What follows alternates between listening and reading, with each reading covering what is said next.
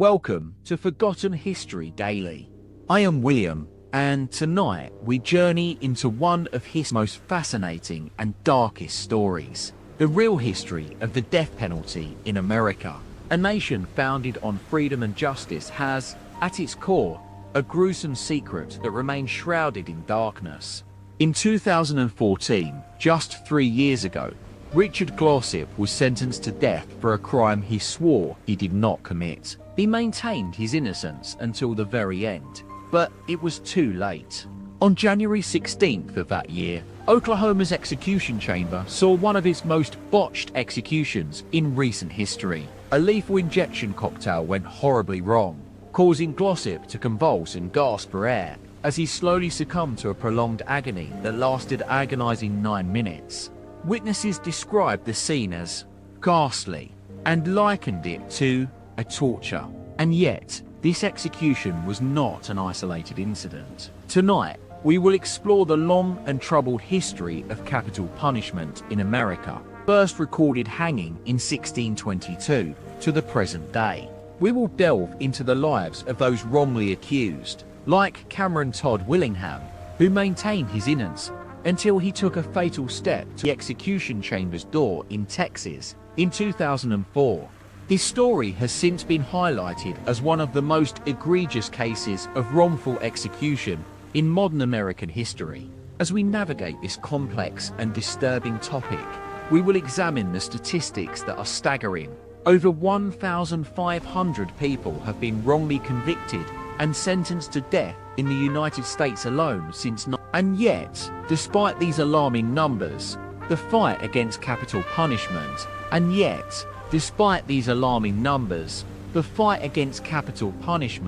has not yielded the results we expect. Join me tonight as we delve into this dark corner of American history, where the pursuit of justice often gives way to the darkness of human nature. It's a story that will make you question everything you thought you knew about the death penalty in America.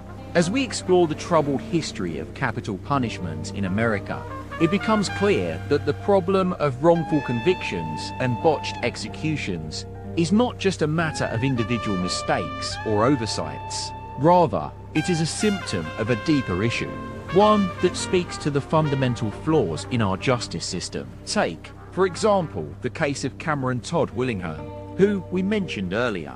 In 1992, Willingham was accused of setting fire to his own home and killing his 3 daughters in the process. He maintained his innocence until his execution in 2004, where he took a final stand against the system that had failed him. However, since his death, evidence has come to light that suggests Willingham may have been telling the truth all along. Experts have disputed the arson findings and pointed to numerous inconsistencies in the prosecution's case. But despite this new information, Willingham was already dead, executed by the state of Texas without any further investigation or scrutiny. This case is not an isolated incident. In fact, it is part of a broader pattern of faulty forensic science and shoddy investigations that have led to countless wrongful convictions over the years. From eyewitness misidentification to coerced confessions and dubious DNA evidence, the list of contributing factors goes on. One study published in 2012 by the National Registry of Exonerations found that nearly half of all death row exonerations were due to prosecutorial misconduct or police errors. Another study published last year revealed that even when DNA evidence is present, it often takes years, sometimes decades, for wrongful convictions to be overturned. But what's perhaps most disturbing is not just the numbers themselves, the mindset behind them. A 2011 survey of prosecutors and judges found that a significant majority believed that innocent people would inevitably be executed in order to maintain public confidence in the justice system. This acceptance of acceptable risk has chilling implications for those who sit on death row today. In Oklahoma, where Richard Glossip was executed just 3 years ago, there have been multiple instances of botched executions since 2014 alone. In one particularly egregious case in 2020, a prisoner named John Wayne Glover suffered from a series of medical emergencies that left him paralyzed and gasping for air during his execution.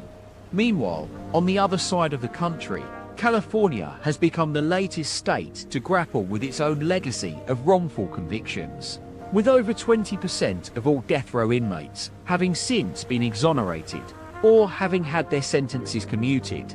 Many are calling for an end to capital punishment in the Golden State. As we explore this complex and disturbing topic tonight, it's clear that the issue goes far beyond individual cases of mistaken identity or sloppy forensic science. It speaks to deeper questions about the morality of the death penalty itself, a question that has plagued Americans for centuries. In 1791, when the Eighth Amendment was ratified, James Madison noted that, in the spirit of liberty and justice, it was crucial to avoid inflicting cruel and unusual punishment on individuals. Yet, despite this clear directive from our founding fathers, America continues to struggle with its own conflicted legacy on capital punishment. From the early 17th century hangings in Boston Common to the modern-day lethal injection chambers of today's execution facilities, one thing remains constant: a deep-seated fear and mistrust of those who sit on death row.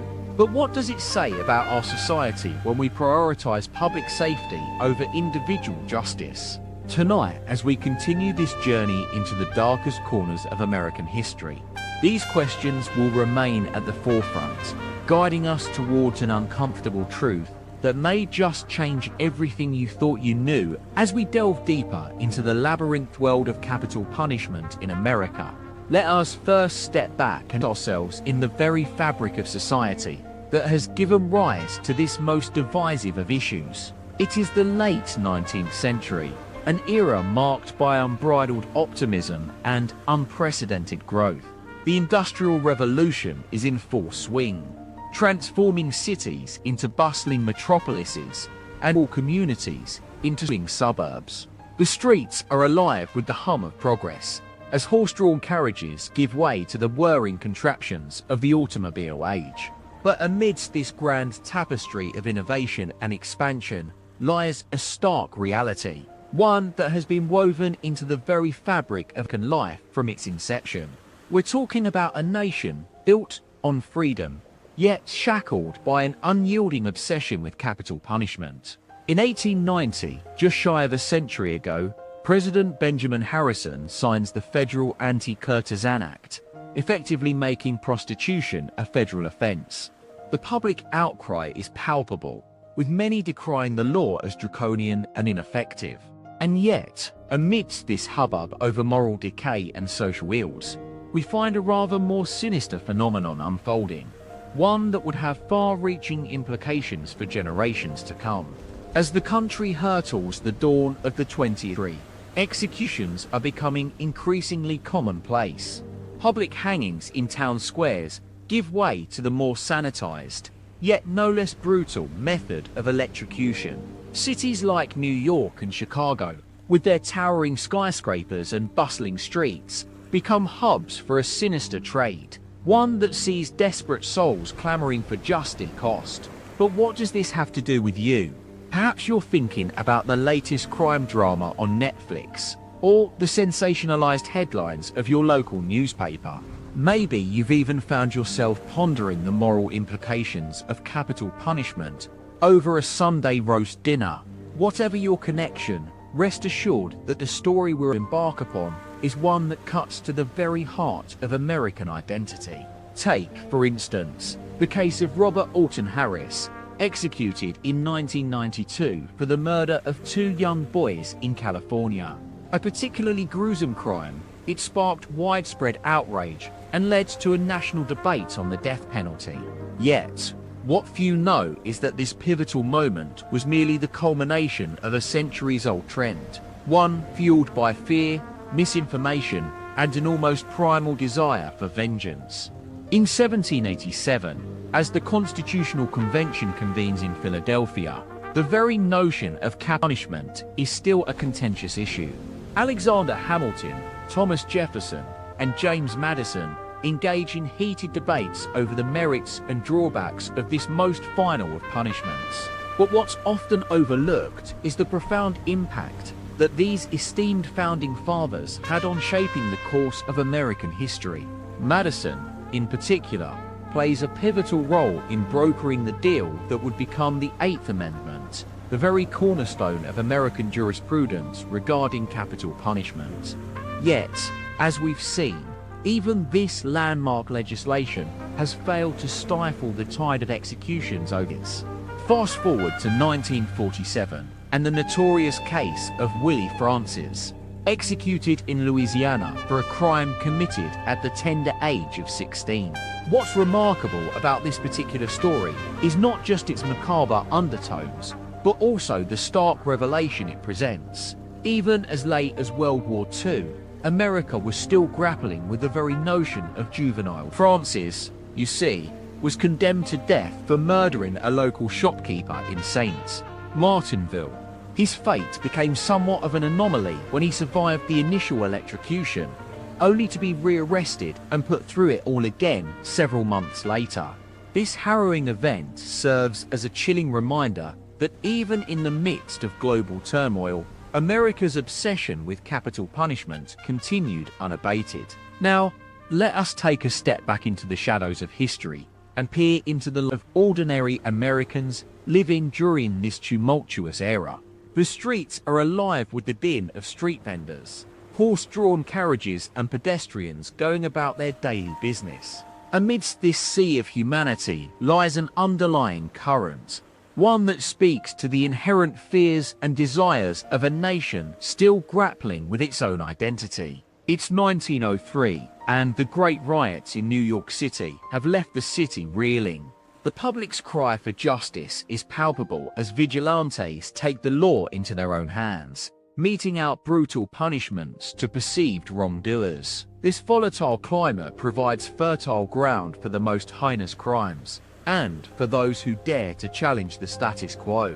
Enter William Bonin, a serial killer who terrorized California in the late 1970s, leaving behind a trail of blood-soaked victims and a trailblazing campaign against capital punishment. This story serves as a grim reminder that America grapples with its own contradictions, continues to be driven by a profound fear, one that sees those on death row not as fellow human beings, but rather as a bomb. As we navigate this treacherous landscape, it's essential to recall that America has long been divided over capital punishment. For every vocal advocate like former Attorney General Edwin Meese Jr., there are countless voices crying out against its very legitimacy. Let us now travel back in time and find ourselves in the midst of the 1930s, a decade marked by unparalleled social upheaval.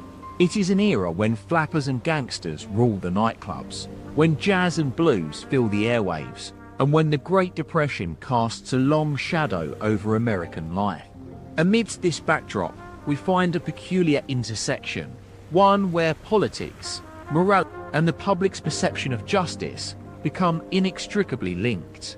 Enter the figure of Tom Johnson, a stalwart advocate for capital punishment, who would go on to shape the course of American jurisprudence. His crusade against crime serves as a poignant reminder that even during the darkest hours, America has always found solace in its most extreme measures, and it's precisely this dichotomy that can... Now, let us proceed on our journey through time, navigating the intricate web of politics, history, and human fallibility. We'll encounter the early abolitionist movements, their fiery rhetoric, and the pivotal moments that changed the course of American justice. It's 1889, and the world is alive with change. Industrialization is reshaping cities, social norms are shifting, and a new era of politics dawns upon America. Amidst this tumultuous backdrop lies the seeds of what would become one of the most divisive debates in American history, the reinstatement of the death penalty. Quell, an outspoken advocate for rallies against the reinstatement of capital punishment, penning impassioned editorials that strike at the very heart of American conscience. His unwavering commitment to justice becomes a testament to the indomitable will of those who dare challenge the status quo. And we find ourselves questioning whether progress has truly been made. The years unfold like a tapestry of contrasts. The dawn of radio broadcasting in 1920s America, where sensationalized crime stories captivate millions. The ascension of television news in the 1950s. Amidst this wind of change lies a single thread: our enduring obsession with capital punishment. With each passing decade, America seems to wrestle with its own contradictions, questioning whether its founding ideals are being upped by the most basic instincts of humanity. As we continue on this odyssey through time and space, remember that you're part of an unbroken lineage, a chain of individuals bound together by their very humanity.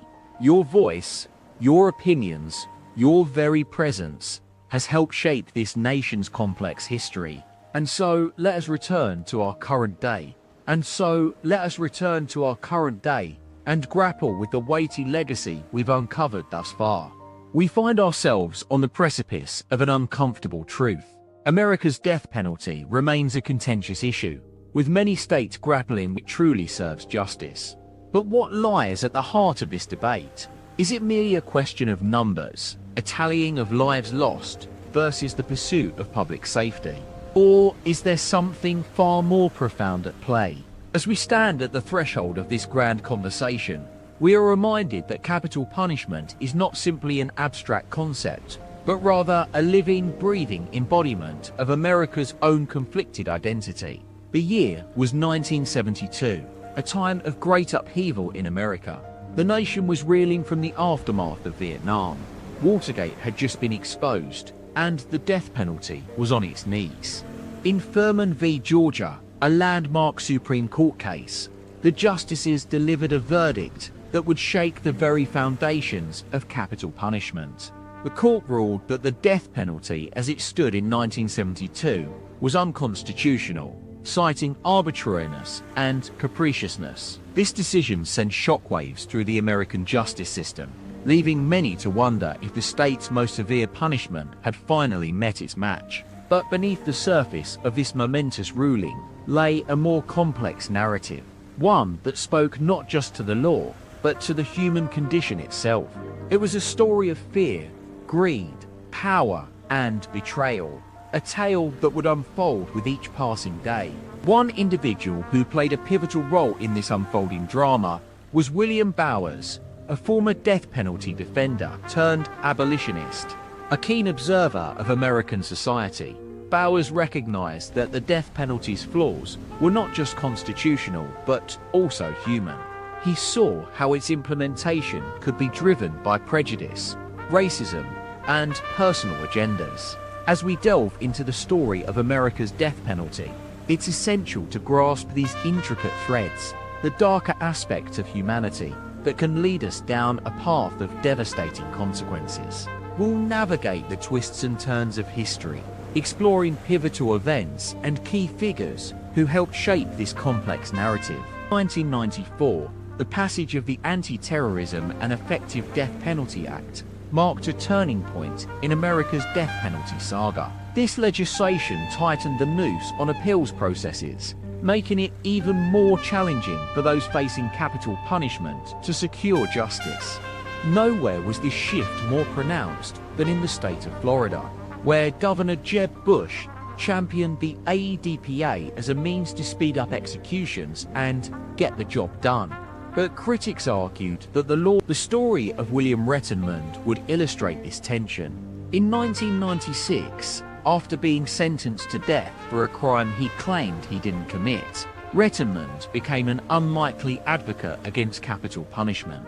His harrowing journey took him from the confines of a Florida prison cell to the halls of Congress, as he begged lawmakers to reconsider their stance on the death penalty. This struggle between competing interests and ideologies would continue to escalate throughout the 1990s. Governors, judges, lawyers, and ordinary citizens all were drawn into this web of complex motivations. Amidst the chaos lay a single question: could America find justice without the ultimate price? In Pennsylvania, a new governor took office in 2003, promising change and compassion for those on death row.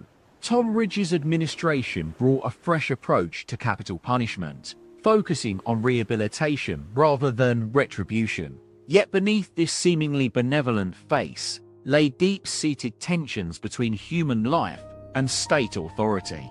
In the world of death penalty jurisprudence, nothing was as it seemed, not even the most fundamental ideals of justice.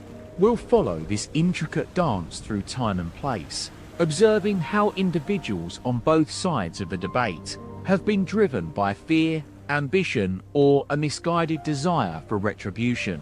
Along the way, we'll encounter courageous advocates who dared challenge the status quo and uncover hidden patterns that reveal the dark truth behind America's death penalty.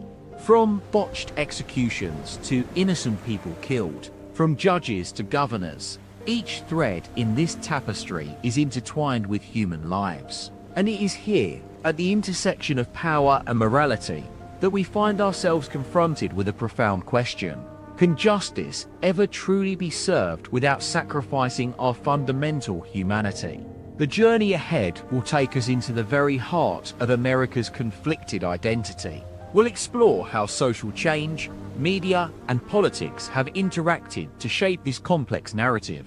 Along the way, we'll ask pointed questions about the human element that underpins capital punishment, about fear, greed, power, and betrayal. As we embark on this odyssey through time and space, you're part of an unbroken lineage, a chain of individuals bound together by their very humanity. Your voice, your opinions, your presence has helped shape this nation's complex history. The next chapter in our story unfolds against the backdrop of America's increasingly polarized society. We'll delve into the inner workings of states that have reinstated or retained the death penalty, examining how each one contributes to an unrelenting narrative of conflict and compromise. In doing so, we must confront some hard truths about ourselves as a nation. How can it be that in the 21st century, America still grapples with whether its most extreme measures truly serve justice? What lies at the heart of this ongoing debate?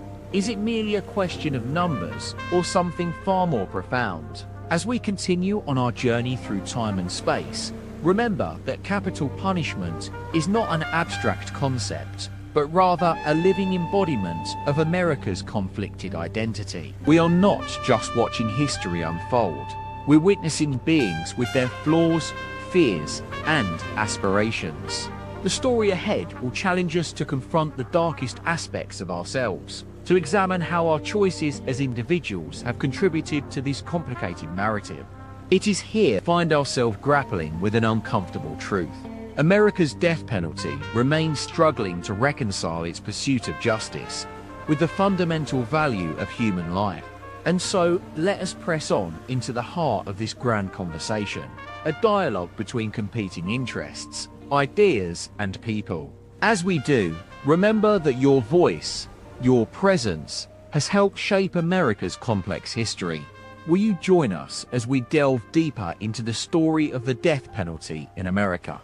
As we venture further into the 21st century, a disturbing trend emerges. Despite growing public scrutiny and mounting evidence of its ineffectiveness, states continue to execute individuals at an alarming rate.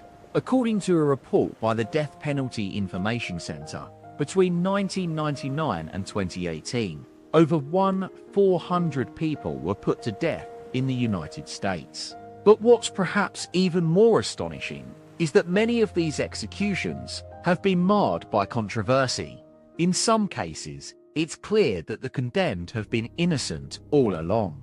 Take, for example, Todd Willingham, a Texas man executed in 2004 for setting fire to his own home, killing his 3 daughters. An investigation into the case revealed egregious errors in the prosecution's handling of evidence, including a flawed arson expert who had a history of misconduct. The report later confirmed that Willingham was innocent, having been wrongly convicted due to prosecutorial zealotry. Another notorious case is that of Cameron Todd Willingham's neighbor, Stacey Stites' alleged killer, Randy Craig Mitchell. But it turned out she was actually killed by her husband Mark, and then he killed himself, making it a domestic homicide, not related to the death penalty. This misconduct has become an unfortunate hallmark of the American death penalty system. An analysis by the National Registry of Exonerations found that between 1973 and 2018, over 160 people were exonerated from death row nationwide. The average length of time spent on death row before exoneration. The dark truth behind capital punishment is not just the risk of executing innocent individuals. It's also the inherent cruelty of the process itself. As we delve deeper into the complexities of the American justice system, it becomes clear that the pursuit of vengeance and retribution often supersedes a genuine interest in rehabilitation or restorative justice. Take, for example, the case of Duane Buck, who was sentenced to death in Texas in 1997 for murder. The prosecution's expert witness testified that Buck posed an ongoing threat due to his race, in this instance, being black. This racial bias led to a disproportionate sentence and subsequent appeal. Despite efforts by civil rights groups to intervene, the case ultimately went to the Supreme Court, which ruled in 2017 that Buck should be re-sentenced. These examples illustrate a disturbing reality.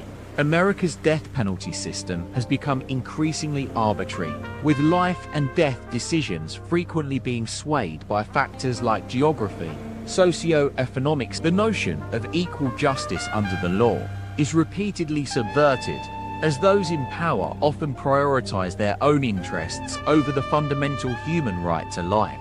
As we move forward on this journey through time and space, it's essential that we confront these uncomfortable truths head-on.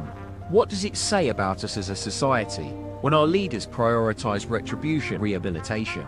How do we justify a system where innocent lives are lost, while others are left to languish in prison for years without parole? In the chapters ahead, we'll explore the intricate web of factors that contribute to America's complex relationship with capital punishment. From the role of politics and public opinion to the influence of powerful interest groups and the rise of alternative justice models, every aspect will be examined. As we navigate this treacherous terrain, remember that your voice, your opinions, and your presence have helped shape this nation's complicated history. The debate over the death penalty in America is far from over. In fact, it's only just beginning. Join us as we continue to explore the uncharted territories of our collective past, where darkness often collides with hope and redemption lingers on the horizon. In the midst of America's ongoing struggle with capital punishment, a sense of unease settles over the nation.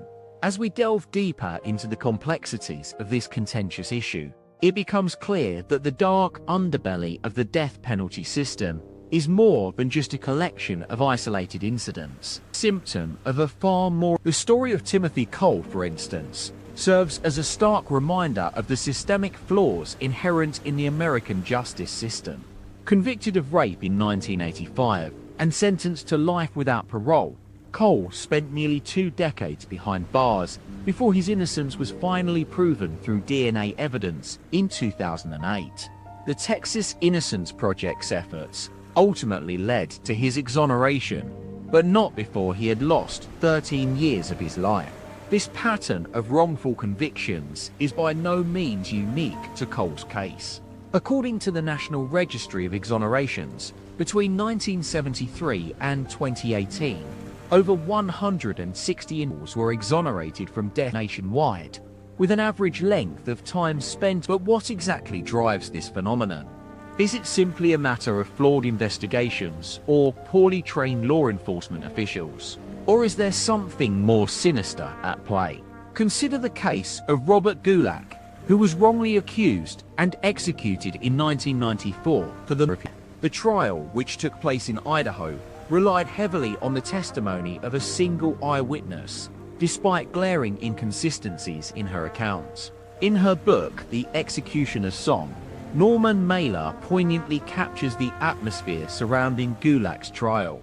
As he stood in the courtroom, his defense team seemed to be saying that even if he was innocent, as we continue our journey into the heart of America's death penalty conundrum, one thing becomes increasingly clear.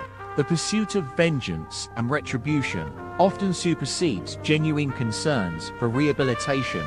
Or a prime example can be found in the case of Robert Wayne Holbrook, who was sentenced to death in Louisiana in 1995 for murder. The prosecution's expert witness testified that Holbrook posed an on threat due to his history of violent behavior, despite the fact that his own family members attested to his gentle nature. The Supreme Court has ruled time and again on the constitutionality of capital punishment, but it seems these decisions have done little to stem the tide of wrongful convictions. As we move forward in our exploration of America's complex relationship with capital punishment, one question lingers. What does it say as a society when our leaders prioritize retribution over rehabilitation? As the nation grapples with this query, the stakes grow higher, and the human cost becomes all too apparent. Take, for instance, the story of Jeffrey Descovich, who spent 8 years on death row in New York before his conviction was vacated in 2006 due to DNA evidence. In a poignant hint of Descovich reflects on his ordeal. The hardest part was seeing my family go through it. They had to live with the pain and uncertainty for so long, and I couldn't do anything but sit there and wait. Descovich's words serve as a poignant reminder of the emotional toll exacted by the death penalty system, a toll that extends far beyond those directly affected. As we navigate this treacherous terrain, one cannot help but wonder, how many innocent lives will be lost before the nation comes to its senses? Will it take another high-profile case, another wrongful conviction, or another botched execution to galvanize America into action? The debate over capital punishment is far from over, and as we continue our exploration of this contentious issue, one thing becomes increasingly clear. The pursuit of justice in America will ultimately depend on the collect. In the coming chapters, we'll examine the intricate web of factors that contribute to America's complex relationship with capital punishment. From the role of politics and public opinion to the influence of powerful interest groups and the rise of alternative justice models, every aspect will be examined. As we journey deeper into this uncharted territory, one thing is certain: the line between darkness and hope will become increasingly blurred. And it's here, amidst the complexities and conflicts that define America's struggle with capital punishment, that our collective story unfolds. A story marked by tension, urgency, and above all, human struggle. In the words of American civil rights activist Brian Stevenson, we are not doing justice when we execute people. We're not making society safer. We're not healing families. These poignant observations serve as a stark reminder of the imperative to confront this uncomfortable truth head-on, a truth that speaks to the very heart of America's collective identity. In the days ahead, we'll delve into the lives of those on death row and explore the ways in which politics, public opinion, and powerful interest groups shape the nation's stance on capital punishment. We'll examine the intricate relationships between politicians, prosecutors, and judges, all while keeping a watchful eye on the human cost exacted by this most contentious issue. As we navigate these treacherous waters, one thing becomes increasingly clear. The American death penalty system is a labyrinth of contradictions, where life and death decisions are often swayed by factors like geography. And it's here, amidst this darkness, that our collective story unfolds.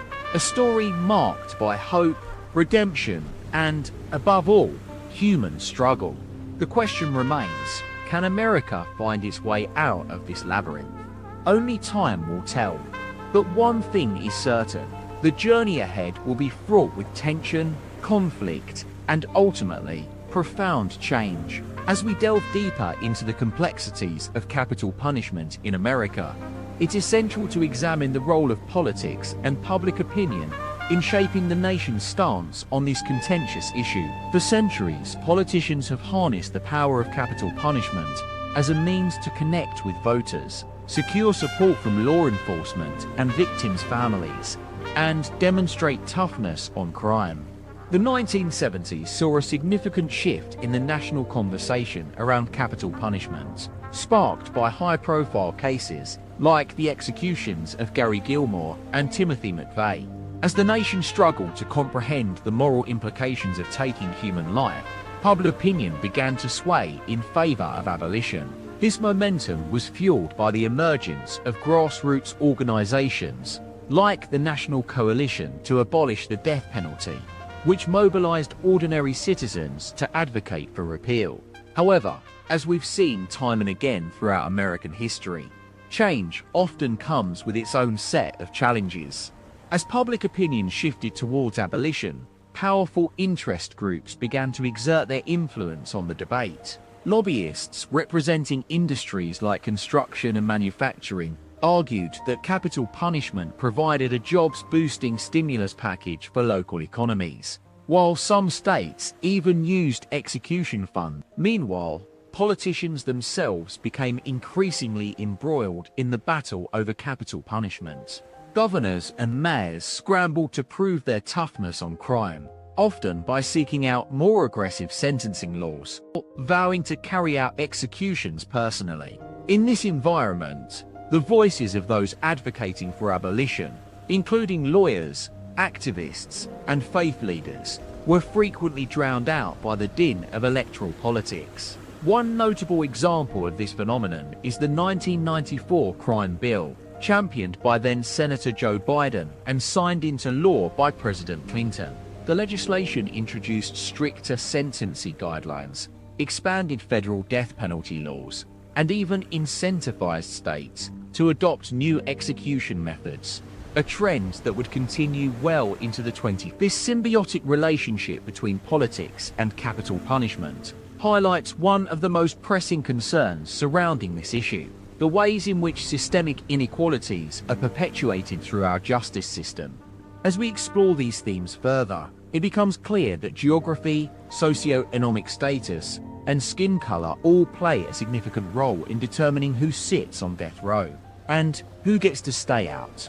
In Texas, for instance, a disproportionate number of people on death row hail from urban centers like Houston and Dallas, while rural areas tend to see fewer executions. This pattern is replicated across the country, where wealthier communities often have access to better defense attorneys and more resources to contest capital charges, leaving marginalized populations vulnerable to prosecution. Similarly, research has shown that African Americans are far more likely than their white counterparts to face death sentences in cases involving interracial killings, or when a black victim dies at the hands of a white perpetrator. The reasons behind this disparity are complex and multifaceted, but one thing is clear: our justice system has failed to address the deep-seated racial biases that persist within it. As we navigate these labyrinthine complexities, it's essential to remember the human cost exacted by capital punishment, and to honor the stories of those who've been lost in this tragic cycle. In the next chapter of our documentary series, we'll delve into the lives of several individuals currently on death row, exploring their struggles with justice, redemption, and ultimately, the very definition of the stakes are high, but so too is the potential for change. As American civil rights activist Brian Stevenson reminds us, we are not doing justice when we execute people. We're not making society safer. We're not healing families. The question remains, can America find its way out of this labyrinth? In the late 19th century, a series of botched executions across America highlighted the inherent flaws in the capital punishment system. One such case took place on February 17, 1893, when Dr. Samuel Mudd, a Maryland physician, was scheduled to be hanged for his alleged involvement in the assassination of President Abraham Lincoln's son, Willie. However, as the executioners attempted to tie the noose around Mudd's neck, They realized that their equipment had been inadequately prepared. The makeshift gallows collapsed under Mudd's weight, and he was forced to endure a prolonged and agonizing death by strangulation. This incident served as a catalyst for a national debate on the ethics of capital punishment. Critics began to point out the inherent cruelty of executing individuals who were often deemed mentally unstable or intellectually challenged. Henry Chug, a prominent English physician, weighed in on the matter, arguing that the executioner's sword is not only a blight upon the law, but an affront to humanity itself.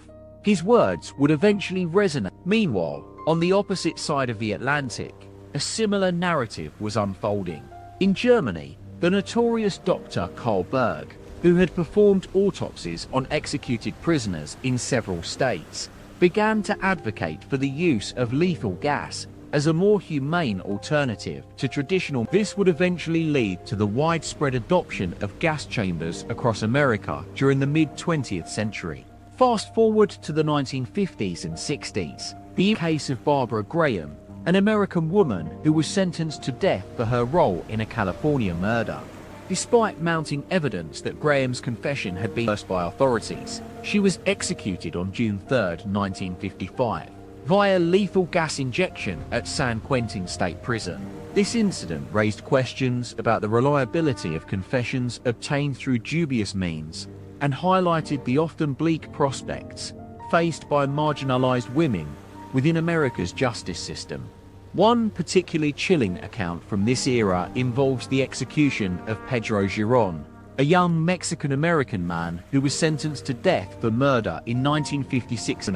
As he stood on the gallows, strapped in and awaiting his fate, officials suddenly realized that they had forgotten to attach the noose properly around Giron's neck. The botched execution would go down as one of the most egregious examples of incompetence in America's history. These instances not only underscored the systemic failures within the capital punishment system, but also foreshadowed the ongoing struggle against racial disparities and police brutality that continues to this day. It is striking, for example, that many high-profile cases of wrongful conviction and police misconduct in recent years, from the Central Park 5 to George Floyd's murder, share a disturbing commonality with the historical. Furthermore, research has consistently shown that people on death row often hail from poorer, predominantly minority communities. This is particularly true for those facing life or death decisions within urban centers like Chicago and Los Angeles, where systematic inequality perpetuates an unyielding cycle of disadvantage. According to the American Bar Association, death penalty states often lack adequate access to resources, including public defenders, investigators, experts, and witnesses. The most disturbing revelation: in 1964, Carol Chessman, an American convicted felon, was electrocuted for murder despite mounting evidence of his innocence. The incident marked one of the most egregious examples of wrongful execution in American history. Chessman's case led many to re-examine the reliability of confessions obtained through coercion or duress, and raise questions about the fairness of America's capital punishment system. These debates, while intense at the time, have yet to meaningful reform. Today, as our nation grapples with its own legacy of police brutality and systemic inequality, it becomes increasingly clear that the death penalty has become a crutch for entrenched social biases. Throughout these episodes, one thread remains constant: the irreparable damage inflicted on individuals subjected to America's capital punishment system. Each botched execution, each wrongful conviction, all serve as poignant reminders of a justice system gone awry. These stories force us to confront our own complicity in this cycle and pose an uncomfortable question: will we continue to stand idly by while innocent lives are lost at the altar of misguided public opinion? The words of Brian Stevenson still resonate today, a stark warning against the consequences of blindly following a flawed system. We're not doing justice when we execute people. We're not making society safer. We're not healing families. It is our duty to listen, to confront this uncomfortable reality, and ultimately to find a way forward from this labyrinth of errors, we must ask ourselves, is the value of life truly lost on us? Can we create a future where the most marginalized voices are finally heard, where their stories serve as beacons for justice rather than cautionary tales against redemption? The clock is ticking. It's time to turn the page and forge a new chapter in America's story, one that places humanity above all else. As we delve deeper into the history of capital punishment in America, another case comes to mind, that of Cameron Todd Willingham. In 1992, Willingham was accused of setting fire to his own home, killing his 3 daughters. The prosecution's case relied heavily on questionable expert testimony and dubious evidence. But what makes this case particularly disturbing is the role of forensic science in perpetuating a miscarriage of justice. The Texas Forensic Science Commission concluded that Willingham's conviction was based largely on flawed testimony from arson experts who used discredited methods to determine the origin of the fire.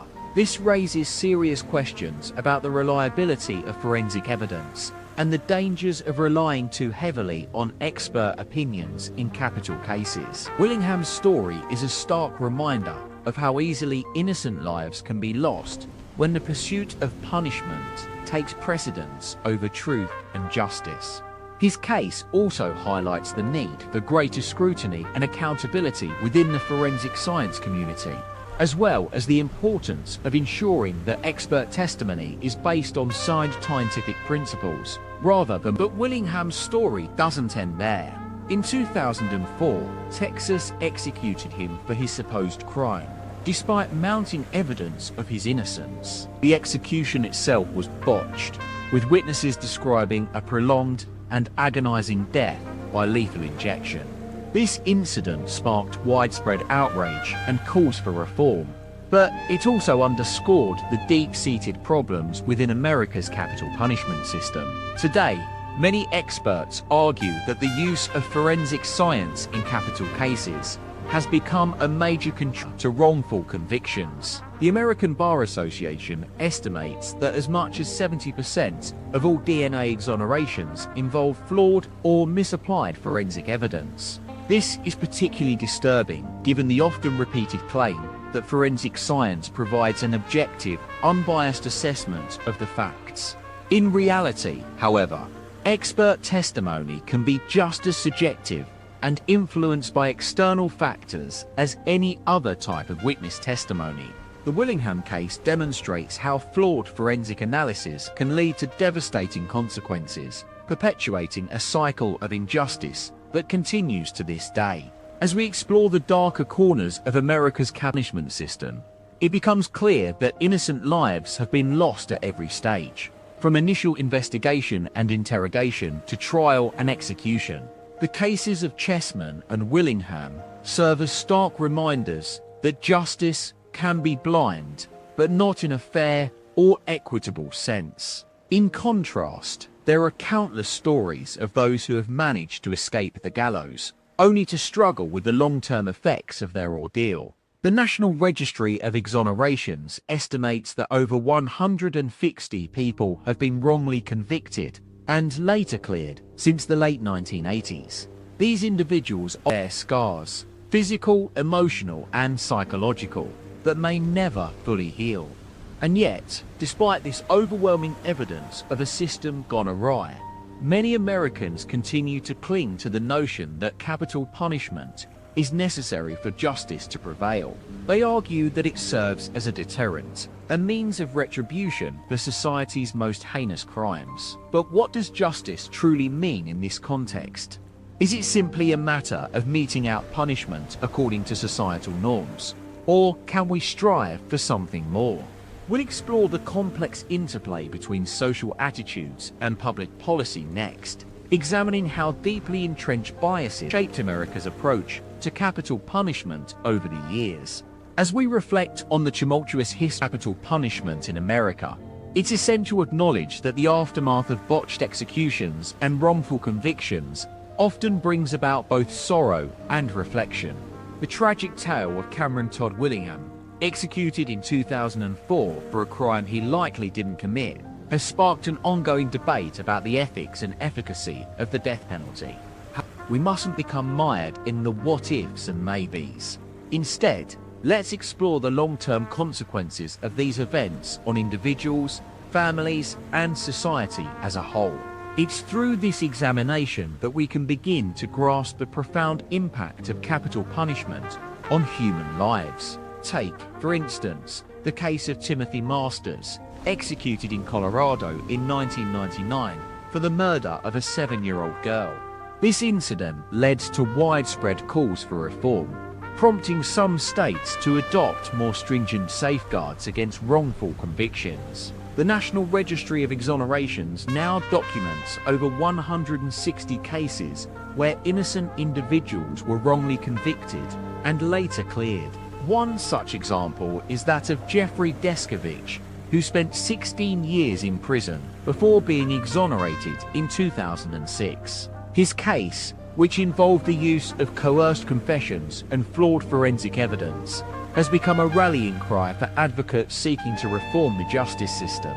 Today, Descovich works as an advocate for wrongful conviction survivors, using his experiences to push for policy changes that prioritize truth over punishment.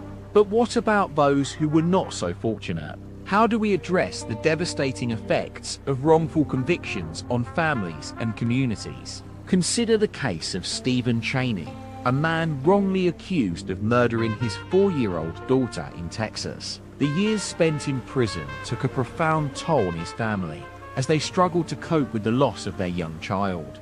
This tragic incident highlights the need for support systems to be put in place for families affected by wrongful convictions. Research suggests that these individuals often experience long-term trauma, including anxiety, depression, and PTSD symptoms. So, what does this story teach us today about power, money, trust, government, and protecting ourselves? Firstly, it underscores the importance of questioning authority and pushing back against systemic injustices. We must remain vigilant in our pursuit of truth, recognizing that even the most well-intentioned institutions can be flawed. Secondly, it emphasizes the need for greater accountability within the justice system.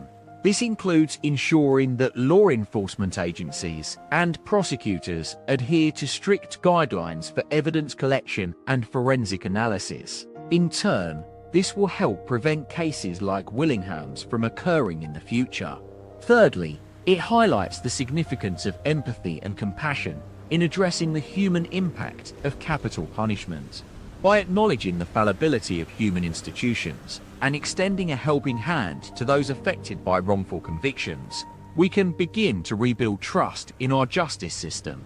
Now, let's pivot to some practical lessons Americans can apply to their lives today. 1. Cultivate critical thinking.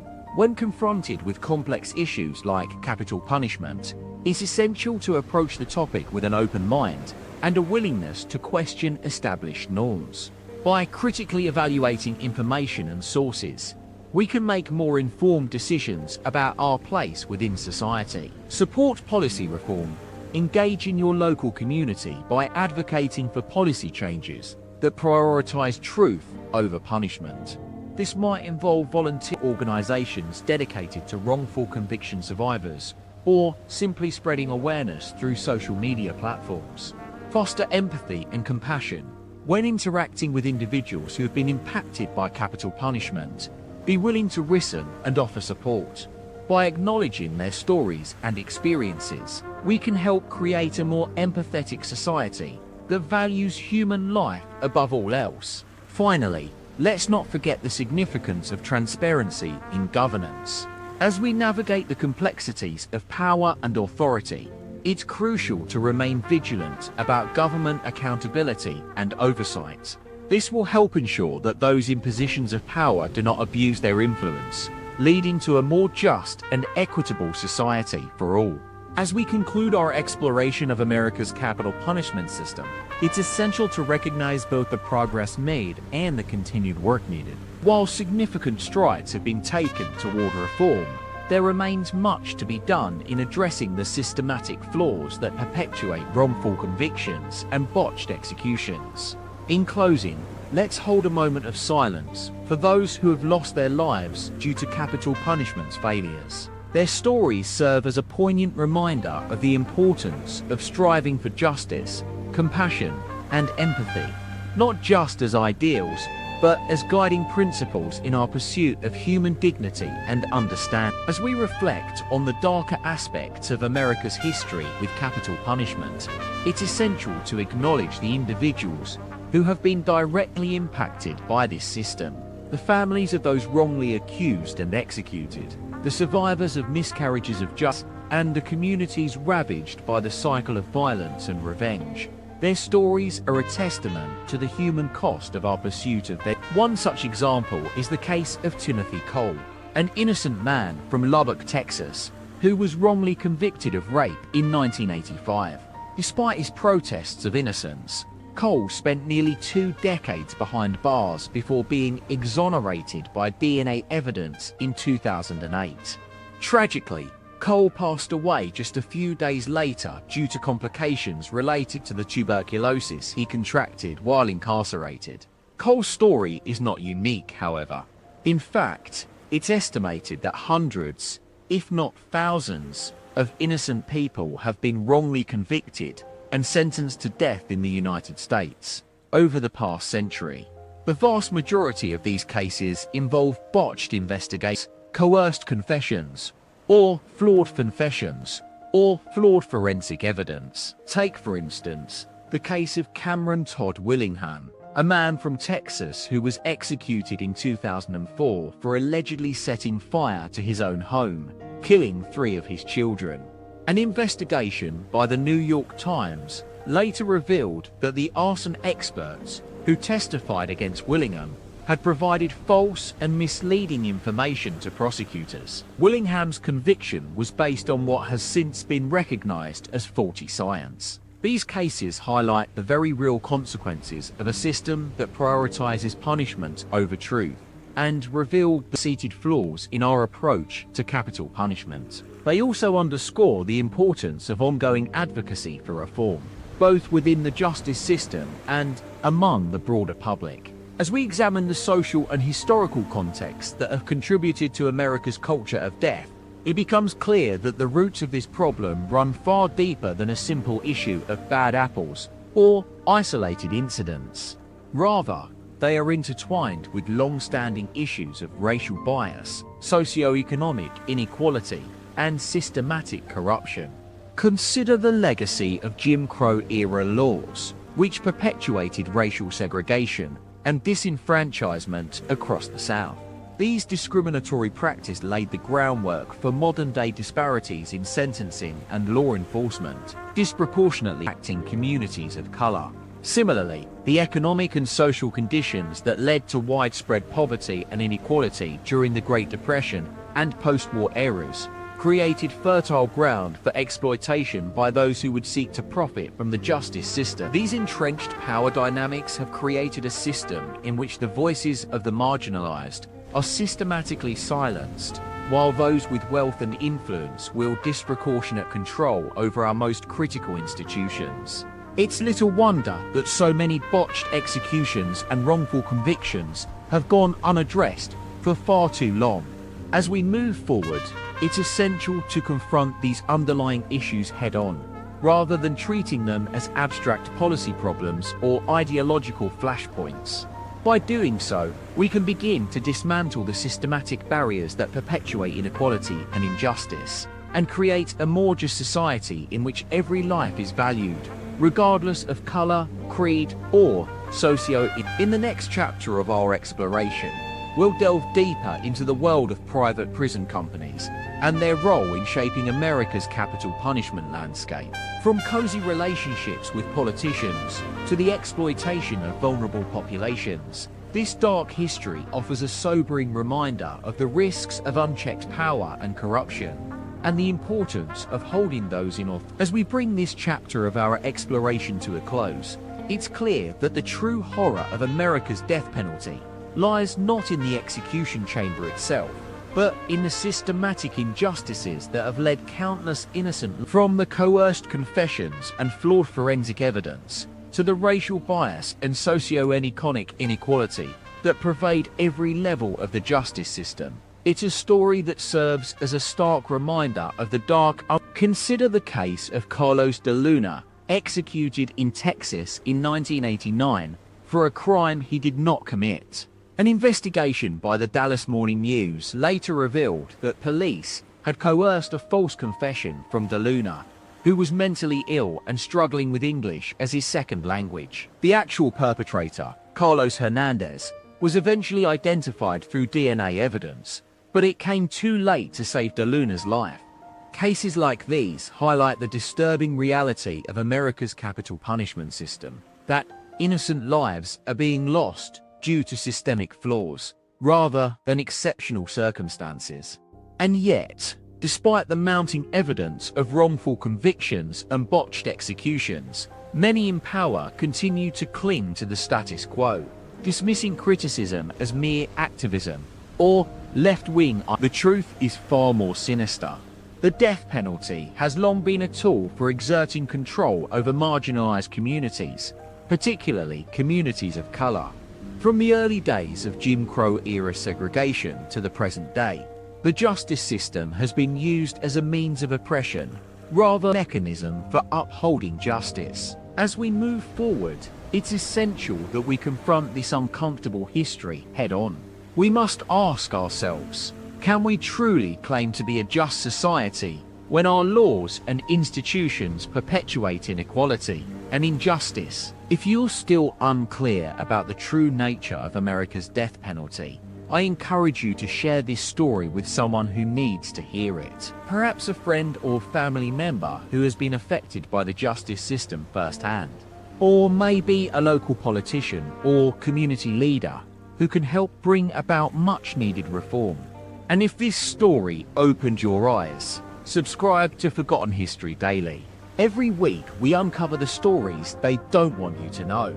Until next time, stay curious, stay informed, and never stop asking questions. As we delve deeper into the dark history of capital punishment in America, it's essential to acknowledge that the death penalty has been a staple of our justice system since its inception. The first recorded execution in the American colonies took place in 1608, when Captain George Kendall was put to death by hanging for spying on Spanish forces.